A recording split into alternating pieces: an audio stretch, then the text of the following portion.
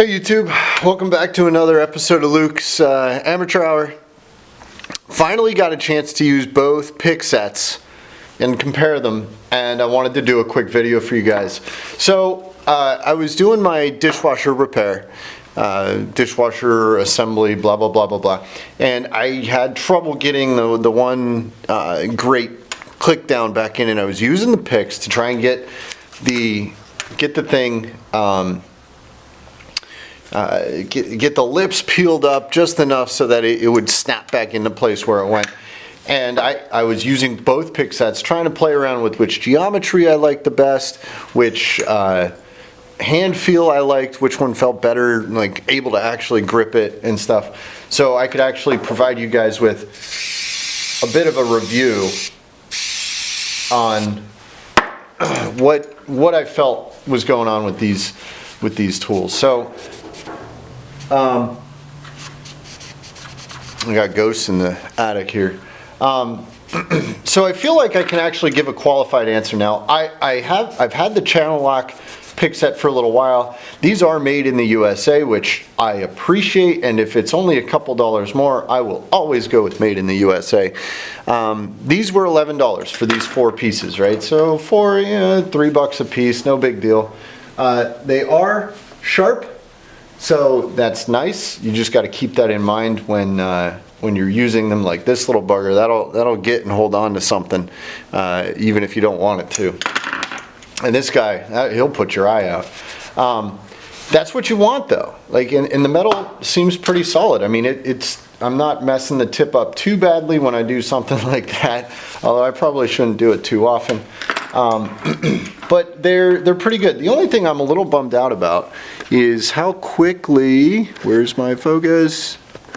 How quickly they've picked up some patina, we'll call it, some rust. So I'll see which, so you guys can see it there. Now, I keep my tools out in my garage, and it's not insulated, and the rain does, whatever it feels like doing. It doesn't get wet inside the garage, but there's enough moist airflow in this garage that my tools are going to see some moisture. So I will say that after playing around with them, the differences, right? So that's what you guys are here for. You're for the differences. Is it okay to buy the Pittsburgh versions at Channel or Harbor Freight, or do you want us for $2? $2 for 4 of these, and it comes in this little tray to keep them organized. Or pay $11 for the Channellocks. Pros and cons to both. Pros.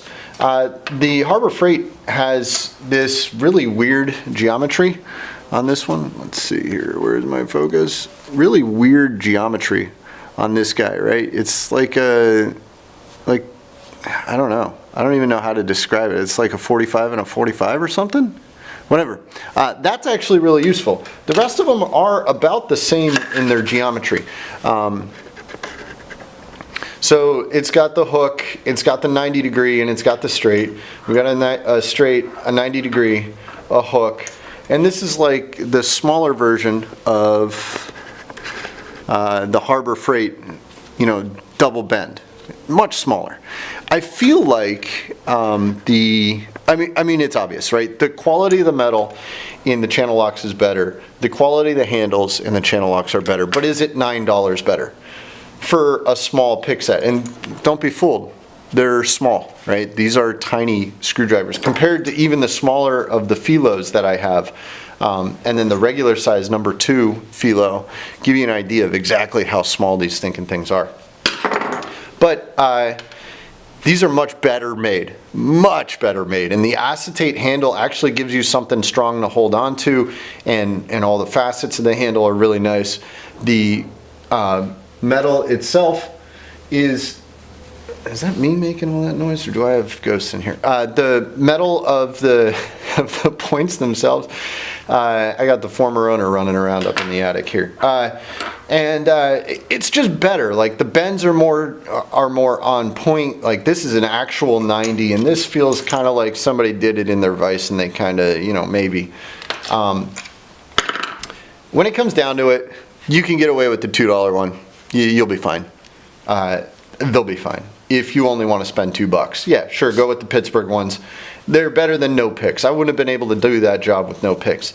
If I wanted a set of picks that are going to last the rest of my life, if I got to oil them up every now and then, I clean them up a little bit, the Channellocks. I started using these because of the one with the geometry, and I went back to the Channellocks because they just felt better in my hand. I felt like I wasn't going to lose them. It wasn't going to slip out. I felt like I could really get onto it. And the point was a little bit better on these guys. A little more solid. So I'm really happy with the Channellocks. For $11, they're a great addition to any toolbox. If you're tight on money and you just want a pick set that will work, the Pittsburgh Pros are just fine. Or Pittsburghs, they're not even the Pittsburgh Pros. The Pittsburghs are just fine for $2, right?